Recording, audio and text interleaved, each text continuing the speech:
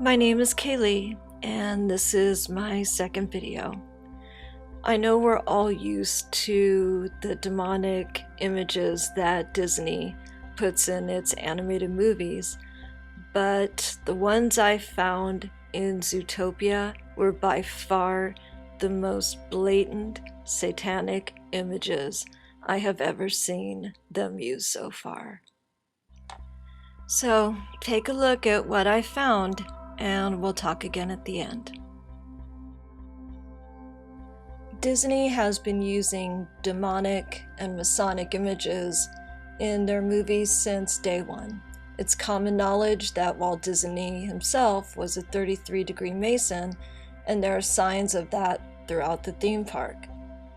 It's also common knowledge that Walt Disney has taken its female stars that are young and innocent, and by the time they're done with them, turns them into something more that resembles straight-up red light hookers. It is a travesty, and they ought to be ashamed of themselves. Most people know what the Baphomet symbol represents. It represents Satan, and there is no arguing that point. Disney knows this, and still they've used it in their movies countless of times. But what they've done in Zootopia takes the cake. I've learned how to scan movies and look for demonic and Masonic images. I knew going into watching Zootopia that this movie would be no different. And boy, they did not let me down. Upon entering the city, the first thing you can see is City Hall. And what is on both sides of the building? Big, huge Baphomet horns. Now you could argue that these are just animal horns and have nothing to do with that. Okay, but there they are on the building facades as well. I could even let that go. But what I saw next, no way. As Judy is exiting the train, what is right behind her but the huge image of a Baphomet? There is no arguing that. There's no denying it, no arguing it. That is a Baphomet skull. But look a little closer and tell me what you see.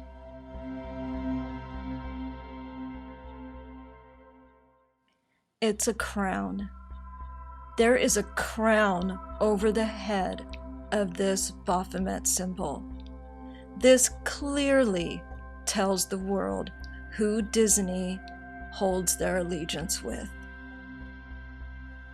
They even show it for a second time in the DMV scene.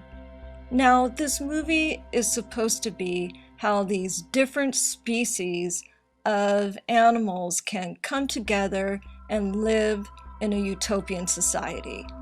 Do you really think they would have the skull of a dead animal on one of the shirts on one of the characters?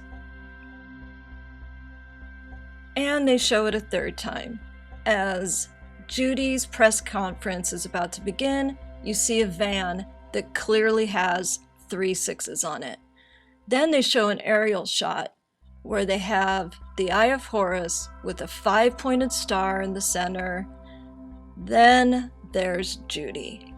As she's about to begin the press conference, you can clearly see the yin-yang symbol on the far left. Under that is 3 6s, and under that, a marijuana leaf. And then they show the crowd. Standing to the far right is that same character wearing that same shirt.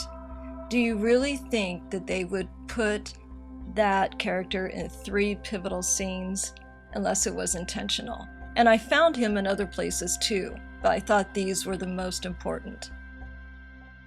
There were other images too, like the head of the nudist colony throwing up double 6s, and to the left of him, the incense were blowing smoke rings, and then suddenly one of them turned into the shape of a Baphomet. They go outside, and you can clearly see a Baphomet on his necklace. There's another one on the side of the van in the artwork, and I found probably 10 others, but it's throughout the entire movie. Why is Disney so blatantly and clearly adding these demonic images to all their movies? It's because they're not hiding anymore. We have been subjected to these satanic images for so long, we feel nothing when we see them. Do not take these images lightly. They are demonic and they are powerful. That's why Disney puts them in all their films. We better learn to pray for protection over our families and especially our children. Disney knows it has a powerful impact on their young minds, and we better stop using them as babysitters.